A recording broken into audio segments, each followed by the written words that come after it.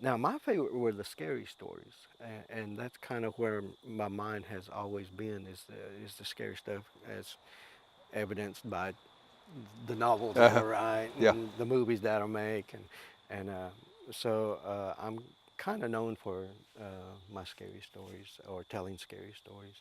I've been introduced here and there as uh, the Cherokee version of of Stephen King, you know. Right. So, Yeah. but if I can, just a real quick example of a scary story. My brother told me this. He passed on a few years back, but we talked about a year before he passed on, and this is what we came up with. When we were younger, Mom and Dad had bought this house in town, and the first day that we came there, Dad stood us at the front door, and he said, "Okay, boys, go pick out your rooms." So me and my brother, we started running through the house, picking out our rooms. I picked a room way in the back. My brother, he picked a room right in the middle, and it was probably more of a maybe a I don't know, a storage room or something, but it was right in the middle of the house. And he asked me uh, before he passed on. He said, "Did you ever wonder why I picked that room?" I said, "Yeah. Why? Why did you pick that room?" And this is what he said. He said he picked that room because he was going to put his bed in a way where he could look out his door, see across the living room, and through a window that looked out into the front yard.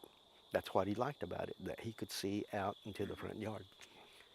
Well, that night, that first night we stayed there, he said he woke up in the middle of the night. Something woke him up. And while he was laying there, he started hearing thunder. And pretty soon he started hearing the rain hitting the roof. And then as he looked out the window, he noticed that lightning flashing. And he said, in between the flashes of lightning, somebody came and stood at the window. He said it scared him first. But my brother, he's always been sort of a logical type. And so right away he thought, that's Dad, you know.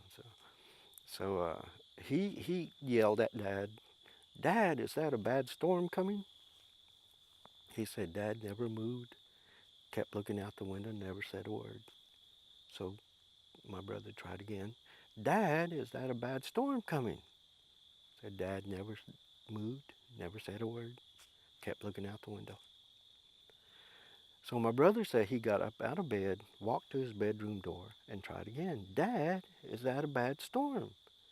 Dad never moved, never said a word, just kept looking out the window. So he walked across the living room, stood behind Dad, and he was just getting ready to reach up and touch him on the shoulder when all of a sudden, boom!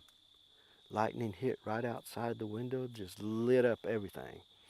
And he said, in that moment of bright light, that man that he was standing next to looked down at him like this.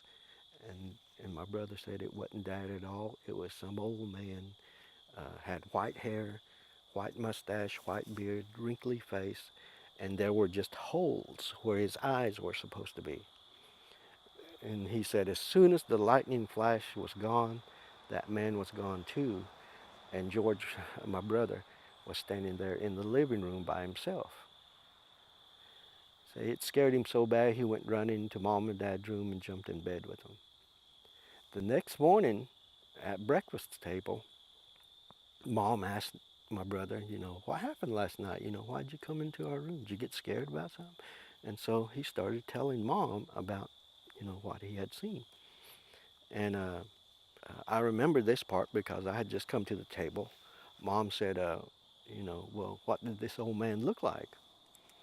And my brother started telling her about the white hair and white mustache, wrinkly face. And my mom said, that sounds like that old medicine man that got hit by lightning last night. So we could never figure out if what my brother saw was like the ghost of that medicine man, or maybe he was seeing what was going to happen to the medicine man, you know.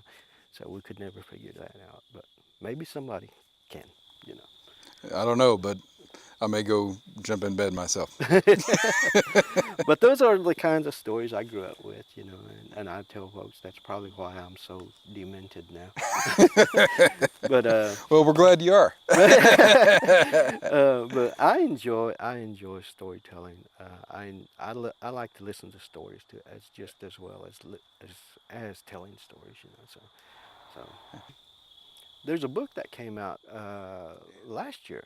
Um, it's called Cherokee Stories of the Turtle Island Liars Club, and it's a book written by Professor Chris Touton, um, and it is about myself and three other guys. I mentioned one of them a while ago, Hastings Shade. Which I guess he has passed on since then. And two other guys, Sammy Steel and Woody Hanson. And we kind of formed this small group of storytellers. And Hastings thought we needed some kind of a club name, and so he came up with the Turtle Island Liars Club. And so, anyway, this book came out, and it's about us, and it has some of the stories in it, and it's got traditional teachings in it, beliefs. It's just not a book of stories, you know. It's the journey of one man trying to rediscover his heritage, you know. So, and a lot of people have said it's helped them, and I'm glad it has. Everyone I've talked to talk about how much they love it. Mm, So yeah, it's a popular one. well, I'm glad it is. Oh, it did win an award. Uh, I forget what it is, American Book Award or something like that. You know, from the Before Columbus Foundation. Yeah, yeah, that's awesome. Yeah.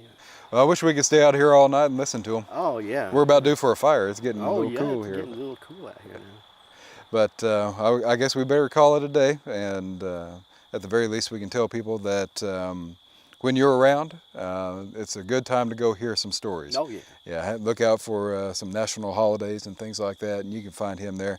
Sometimes selling books, sometimes telling stories. But yeah, well, we sure thank you for coming out. No, Waldo? uh, Yeah. Oh, well, thanks again.